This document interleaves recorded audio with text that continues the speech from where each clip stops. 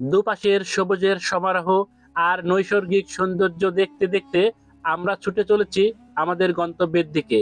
হ্যাঁ বন্ধুরা, আমাদের আজকের গন্তব্য হলো নওগাঁ জেলার মান্দা উপজেলার তেতুলিয়া ইউনিয়নের চোজা গ্রামে। এই গ্রামে রয়েছে একটি প্রাচীন ক্ষুদ্রতম একটি মসজিদ। কথা বলতে বলতেই আমরা চলে এসেছি আমাদের কাঙ্ক্ষিত গন্তব্যে। তো চলুন বন্ধুরা, এই মসজিদটির ইতিহাস সম্পর্কে জেনে নিই। প্রত্নতত্ত্ব বিভাগের তথ্য মতে এই চোজা মসজিদটি ২০০২ সালের ১৯শে জুন সংরক্ষিত পুরাকীর্তি স্থান হিসেবে ঘোষণা করেন। চাচা, আপনি যে এই মসজিদটা এত সুন্দর একটা মসজিদ দেখাশোনা করেন, এটা কবে থেকে দেখাশোনা করেন আপনি? এই ৩ বছর হচ্ছে আর কি। ৩ বছর থেকে? হ্যাঁ। কেমন লাগে মসজিদটা আপনার কাছে? মনের আনন্দে চলাফেরা করি। আচ্ছা, এই মসজিদটা বয়স কেমন হতে পারে? এটা আমার ধারণা বলতে পারবো না, আমার বাপ দাদারও বলতে পারে না, আমি কেমন করে বলতে পারি। আচ্ছা, তাইলে হচ্ছে আনুমানিক কত বছর হতে পারে এটা শুনে যায় যে মোগল সম্রাটের যুগে তৈরি করা আর কি। তৈরি করা? হ্যাঁ, আচ্ছা, তোমার আজ থেকে 400 উপর, 400 বছরের উপর। আরে খুবই ছোট মসজিদ তো। কতজন আটে চাচা ভিতরে?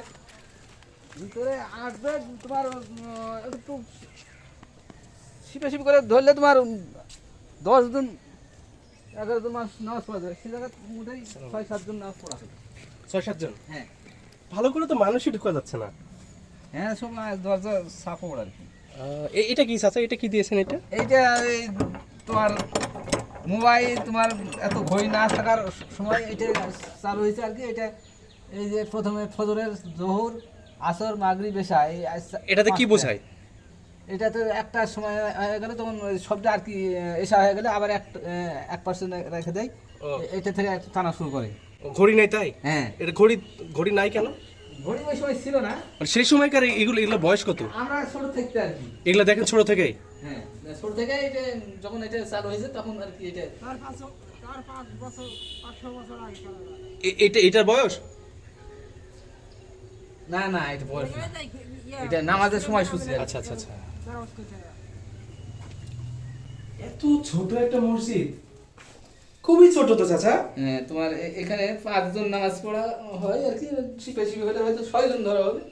আর সামনেও তোমার ধরতো সেটা এটা সামনের লাইনে একটা ইমামের সাহেব পড়ে, ওই জন্য একটা বাদ দেওয়া হয়েছে। বাইরে পড়া হয় না নামাজ? হ্যাঁ, ওই তাবু টাঙানো হয়। জমার দিনে আর কি টাঙানো হয়, জমা হয়। এত ছোট, মানে আপনি এর আগে কখনো দেখেছেন এত ছোট মসজিদ? বুদ্ধি হওয়ার পরে এটা দেখছি। আর মাঝে মাঝে তোমার এই মাদারীপুরে একটা আছে, তোমার এই উত্তর এই সামনে তোমার এই কামারপাড়া, এটা মোহনপুর সীমানায় আছে, ওখানে একটা আছে। কামারপাড়া? হ্যাঁ, কামারপাড়া। এটা কোন সীমানাত পড়ে? ওটা মোহনপুর সীমানা, রাস্তার পশ্চিম পাশে আমি দেখেছি। দেখেছেন? হ্যাঁ। তার বাদে তোমার শিরগ্রাম, ওটাও একটা আচ্ছা মসজিদ আচ্ছা, আছে। ওটা দেখবো নি। তো এই মসজিদে আপনারা মোটামুটি এখানে এটা কিসের পাতা চাচা? এটা এই যে এটা ফ্যান, হ্যাঁ, এই যে এটা কিসের পাতা ভিতরে? এটা একটা ফুলের।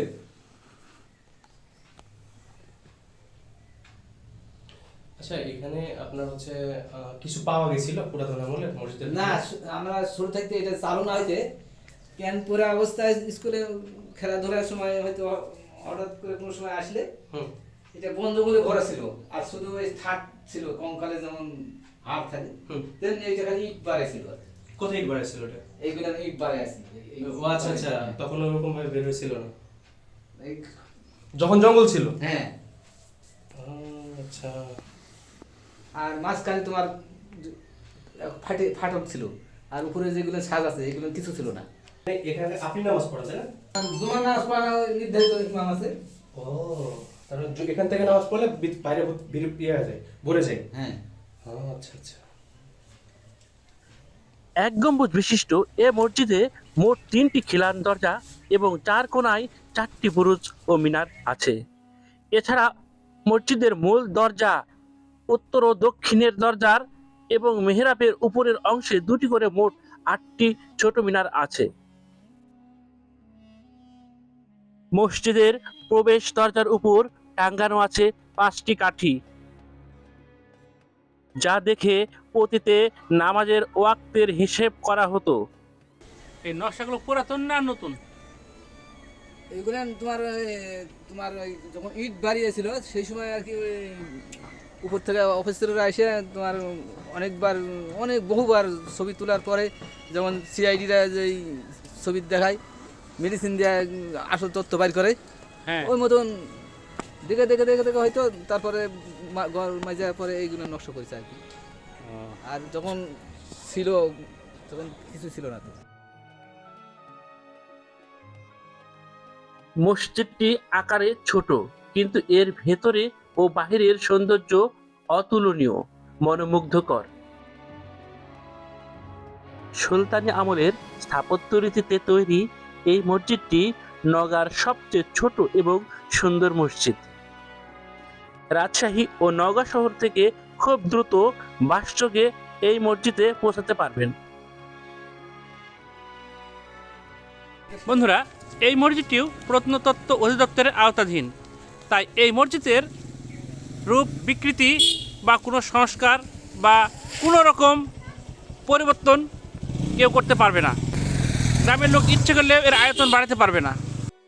ভেতরে ও বাইরে মিলিয়ে বর্তমানে এই মসজিদে 100 জন মুসল্লি একসাথে নামাজ আদায় করতে পারে। বন্ধুরা, আমাদের এই চ্যানেলে শুধু শিক্ষামূলক ভিডিও আপলোড করা হয়, আর এই শিক্ষামূলক ভিডিও পেতে চ্যানেলটি সাবস্ক্রাইব করে দেবেন। আজকের মতো বিদায় নিচ্ছি, আবার দেখা হবে অন্য কোনো জায়গায় নতুন কোনো ভিডিও নিয়ে। ততক্ষণ পর্যন্ত আমাদের চ্যানেলের সাথেই থাকবেন।